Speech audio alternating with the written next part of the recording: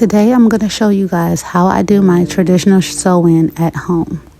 So first we're starting off with freshly washed, conditioned, and blow-dried hair. As you can see, I smeared a little bit of the grease that I'm using in between my parts before I get going. And I'm using a little bit of edge control at the top to really catch my flyaways because I am a naturally really frizzy girl. So as you can see here, I have my leave out parted in the front. It's thick enough to cover the tracks where I want them to stop. And around the rest of that leave out, I'm just going to braid all the way down. I know you guys are used to seeing the girls that part out the sides of the front too, just for a little more of a natural look if they push their hair back. But because I'm planning to do a middle part and I know I'm going to have some of the hair facing forward towards the end on my sides especially, I don't leave that out. I leave out as little as possible because I want to manipulate my hair as little as possible in this hairstyle. So there it is, already braided up, and now I'm going to sew in my little hang time I got going on with my braids. As you can see, I didn't do them super small. They're a big medium size, but they're still flat enough and laying against my head for my hairstyle to do what I want it to do. So now I'm going in with my tracks. I don't have a pack to show you guys, or the little sticker that tells you what kind of hair it is, so I'm just going to tell you right now. I'm using the My Tresses gold pack, and I got a 12 and a 10 inch. My 12 inch is the color 4, and then my 10 inch is the color 2. I love that mixture because it's so close to my hair. I have dark, so when I pull it back, it can look really black, but I also have really nice natural highlights in my hair. So with the right angle, it can look really brown. So I like to mix those two colors in.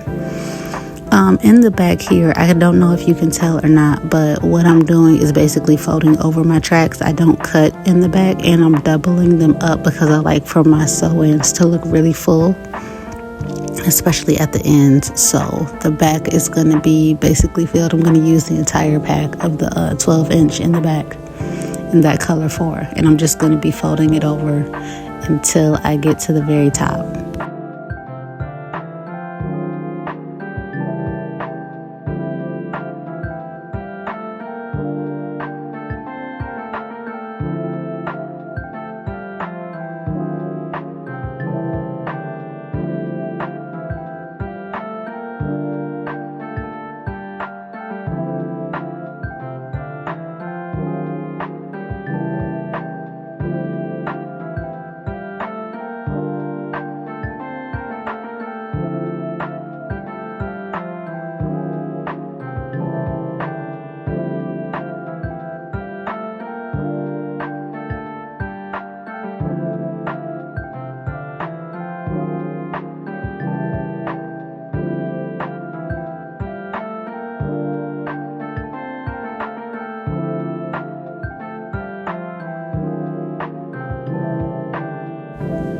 Towards the top, you will start to see me using one track at a time instead of doubling up, and that's because towards the top of the sew-in, just like everyone else, I would like for it to look and lay as flat as possible.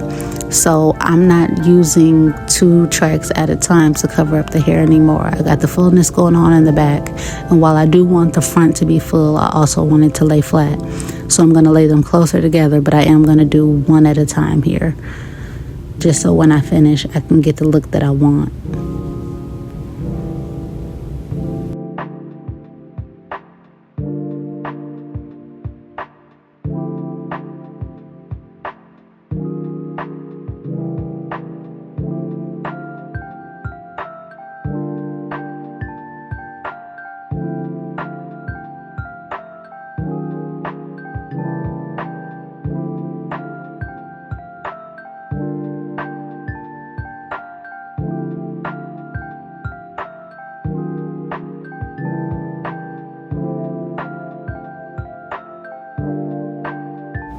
Now, as you can see, I'm sewing in here as close to the edge as possible, and I do that, like I said, one track at a time. And I'm not sure how, but I don't have a clip of me finishing up. But when I do finish up, I will tell you, you see the part all the way around my leave out? where it's kind of like thick right there where you can super see it, and I know you guys will be able to see it if I just left it out like that. No, I go in and I glue a piece all the way around that part right there, so then it can cover up all the skin that I've got showing in between these black pieces of hair. So yes, I do glue in my sew-ins, just one piece. Well, I guess one on each side, but we're going to glue to make sure we get that coverage. So I encourage you to try the same, especially if you're going for a certain type of look.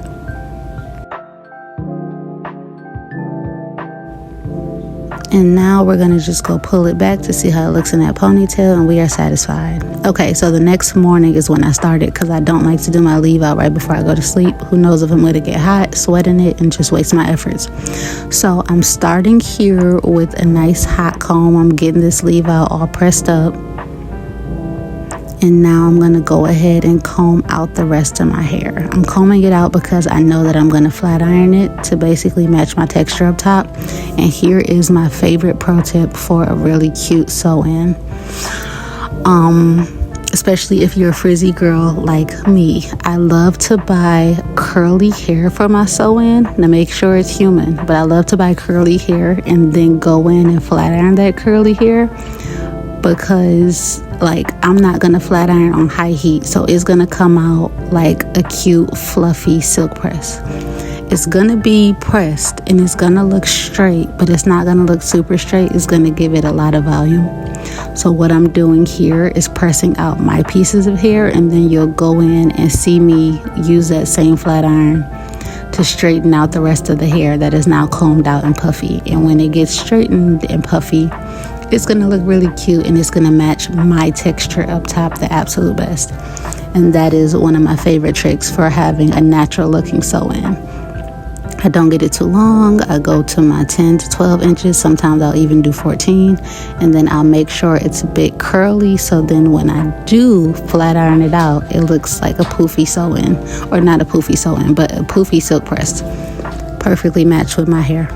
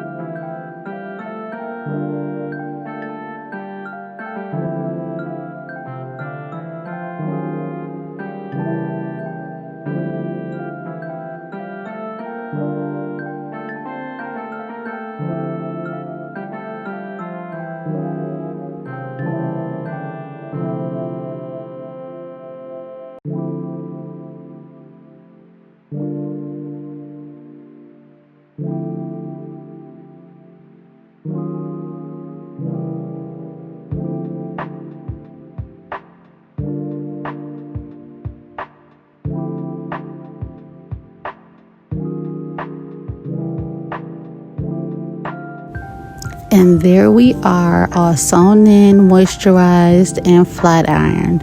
The leave out and the actual hair is perfect, and I love it.